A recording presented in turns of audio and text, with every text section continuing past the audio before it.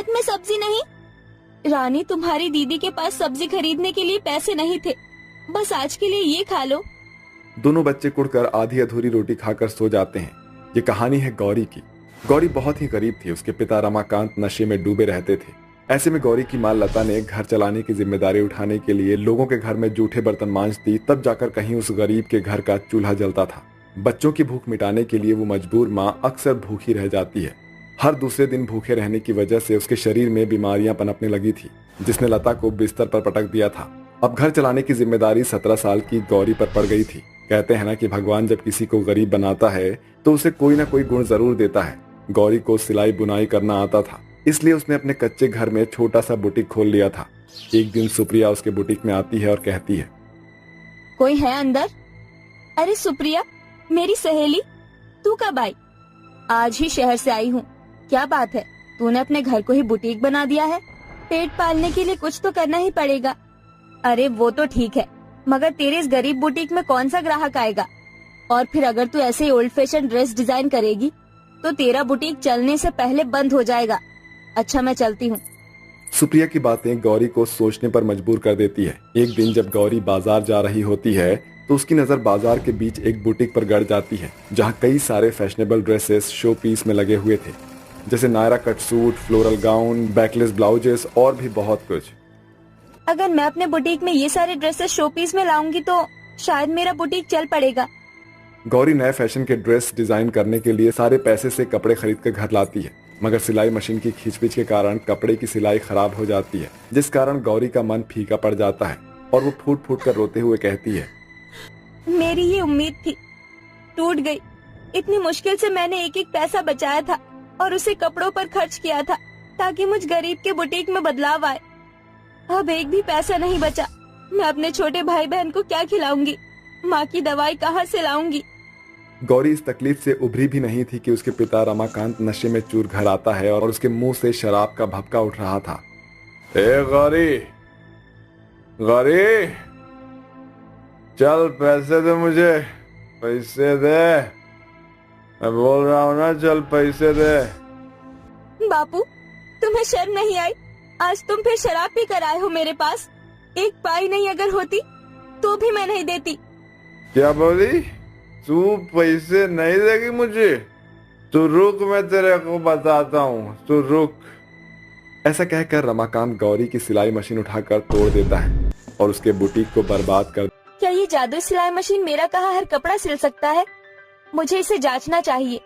मैं चाहती हूँ कि इसी पर मेरे जादुई बुटीक में फैशनेबल लहंगे हो। गौरी की इतना कहते ही सिलाई मशीन चलने लगता है। धागों की रील खुद ब खुद खींचने लगती है और सिलाई मशीन में लगी सुनहरी सुई लहंगे सिलने लगती है।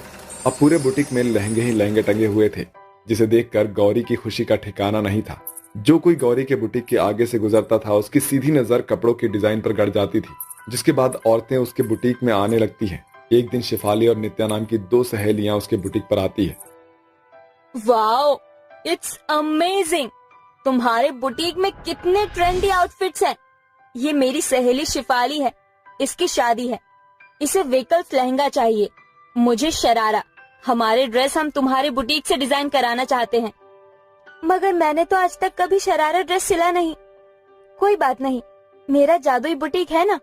गौरी ने हाँ कर दी और उनके जाने के बाद कहा, हे मेरी जादुई सिलाई मशीन, मेरा ये बुटीक तुम्हारे बदौलत है। मुझे शरारा और बैकलेस लहंगा चाहिए। जादुई सिलाई मशीन कुछ ही घड़ी में लहंगा और शरारा सिल देती है और जादुई बुटीक उसे अनोखी चमक से भर देता है।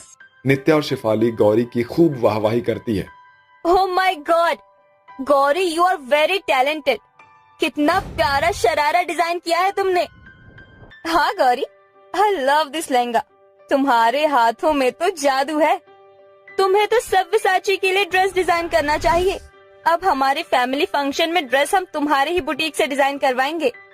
गौरी की जादुई बुटीक और सिलाई मशीन का असर नित्या और शिफाली पर इस कदर छा गया था कि गौरी का जादुई बुटीक चल पड़ता है, जिसकी वजह से अब दूर दूर तक रहने वाले रिहायशी लोग भी उसके बुटीक से कपड़े डिजाइन करवाने आते थे, जिससे गौरी की अच्छी कमाई शुरू हो गई थी और उसने अपनी माँ का इलाज करवाना शुरू कर दिया और दोनों भाई बहनों को अच्छे स्कूल में एडमिशन भी दिलवा दिया।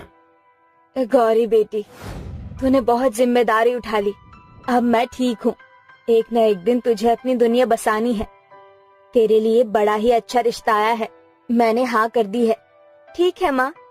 ढलते समय के साथ गौरी की शादी की तैयारी शुरू हो गई थी। गौरी भरी आंखों से अपनी जादुई बुटीक को देखते हुए कहती है, मेरी जादुई बुटीक, मेरे मायके में मेरा आखिरी दिन है, मेरी शादी के लिए मुझे सुंदर सा लहंगा दो। इतना कहते ही जादुई बुटीक में एक सुनहरी रोशनी छिटक पड़ती है और सिलाई मशीन सोने की हो जाती है। तभी एक सुंदर सा मखमली कपड़ा सिलाई मशीन के सुनहरी सुई के नीचे आकर लहंगा सिलने लगता है और गौरी की शादी का लहंगा बनकर तैयार हो जाता है। अगले दिन बड़ी धूमधाम से गौरी की शादी होती है। सभी की नजरें गौरी के लहंगे पर गड़ी हुई थी। ये सभी वही लोग थे जो कल तक गौरी की गरीबी और उसके बुटीक का मजाक बनाते थे। Twinkle, twinkle, little star, how I wonder what you are.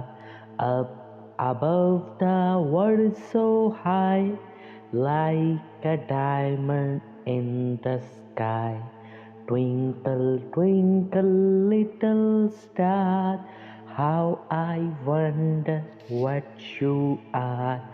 Up above the world so high, like a diamond. Twinkle, twinkle.